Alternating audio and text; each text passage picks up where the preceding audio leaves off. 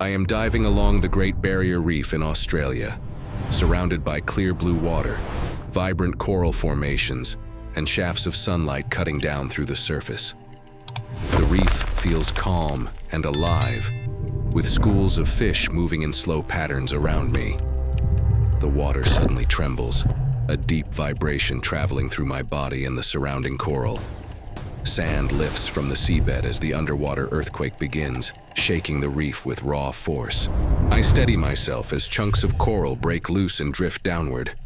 The tremor fades, leaving the water clouded with suspended debris and broken stone. As visibility slowly returns, I notice a dark opening nearby, an underwater cave partially hidden by coral. From inside the cave, movement catches my attention through the drifting sediment.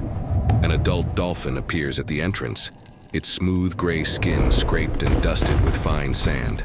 The dolphin's movements are sharp and erratic, swimming forward and stopping suddenly. Behind the dolphin, the cave interior is visibly collapsed, with large rocks and coral slabs blocking the passage. The dolphin circles tightly near the cave opening, unable to pass through the debris. Its body posture shows stress, tail movements quick and uneven, breaths forced as it surfaces briefly inside the cave chamber. More rocks settle from above, narrowing the entrance further and darkening the space. The dolphin swims closer to me, then turns back toward the blocked cave, repeating the motion. I realize the dolphin is trapped inside a damaged underwater cave with limited airspace and no clear exit. The water remains unstable, and the reef around us creaks faintly as loose stone continues to shift. The dolphin stays near the cave opening, suspended in the water, silently signaling distress through urgent movement. I stay close to the cave entrance as the water around us grows darker with suspended sand and crushed coral. The reef creaks again, and a second tremor ripples through the seabed, weaker than before but still dangerous. More rocks loosen from the cave ceiling and drift downward, striking the rubble pile and sealing it tighter. The cave entrance narrows visibly, shrinking the space where the dolphin can move. The adult dolphin begins to swim faster in short bursts, then stops abruptly, conserving energy. Its breathing becomes more frequent as it reaches the limited air pocket inside the cave chamber. I notice the trapped airspace shrinking as water slowly displaces it through cracks in the ceiling. The dolphin's movements lose fluidity, showing growing stress and fatigue. Loose coral slabs slide and settle, sending new clouds of sediment that reduce visibility to a few meters. I fight to maintain position as currents shift unpredictably due to the collapsed structure. The dolphin bumps lightly against the cave wall while turning, misjudging space in the darkened chamber.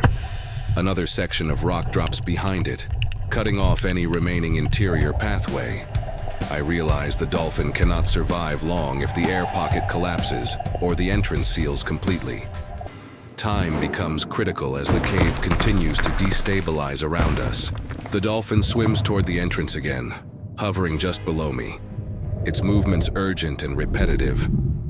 The reef around us remains unstable, and every vibration threatens a full cave collapse. I make a clear decision as I realize the dolphin does not have much time left inside the collapsing cave. I stabilize my position in the water, keeping my movements slow to avoid triggering more debris. I swim closer to the cave entrance, carefully inspecting the rubble blocking the passage.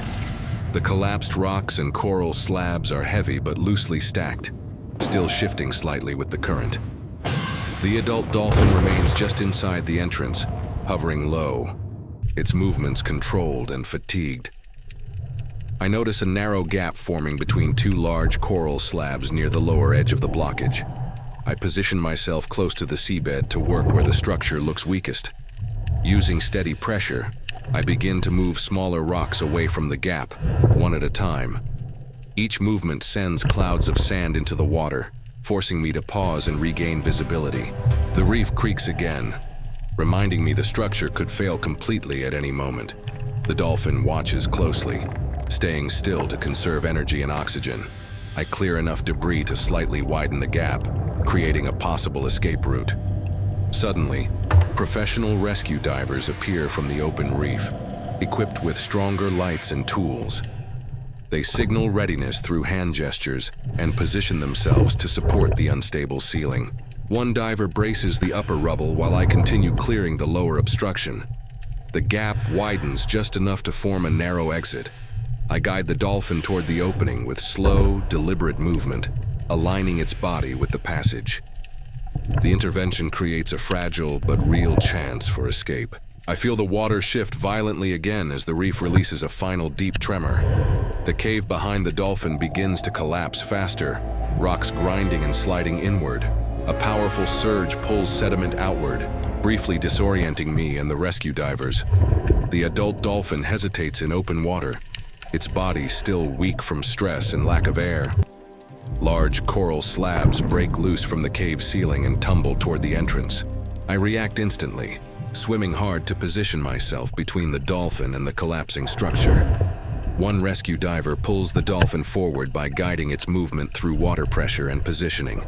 The cave entrance implodes completely, sealing itself with a violent collapse. A massive cloud of sand and debris explodes outward, reducing visibility to near zero. I feel fragments strike my gear as the shockwave passes. The Dolphin surges forward instinctively, using a final burst of strength. We move just far enough as the collapse finishes behind us. When the sediment begins to settle, the cave is gone, replaced by a solid wall of rubble. The Dolphin remains beside me, alive, free, and no longer trapped. The correct timing and final decision prevent the cave from claiming it. The danger reaches its peak, and then finally releases its grip. I slow my movement as the water finally calms around us and the last sediment begins to settle. The reef regains its shape, broken but stable, with sunlight slowly cutting back through the water. The adult Dolphin swims beside me, no longer erratic, its movements smoother and more controlled. Its breathing steadies as it reaches open water with unrestricted access to the surface. I watch as the Dolphin circles once, testing its strength, then swims forward with growing confidence. The collapsed cave remains sealed behind us, now silent and no longer a threat. Rescue divers spread out, confirming the area is stable and free of further collapse. The Dolphin rises toward the surface and breaks through, taking a full, unrestricted breath of air. It dives back down, returning to my level, its posture calm and alert.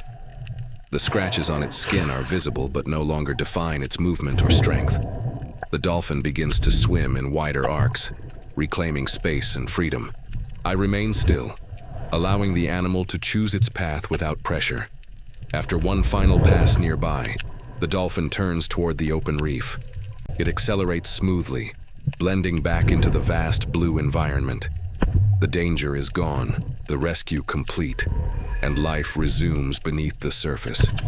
I stay suspended in the water, watching until the Dolphin disappears into the reef, alive and free.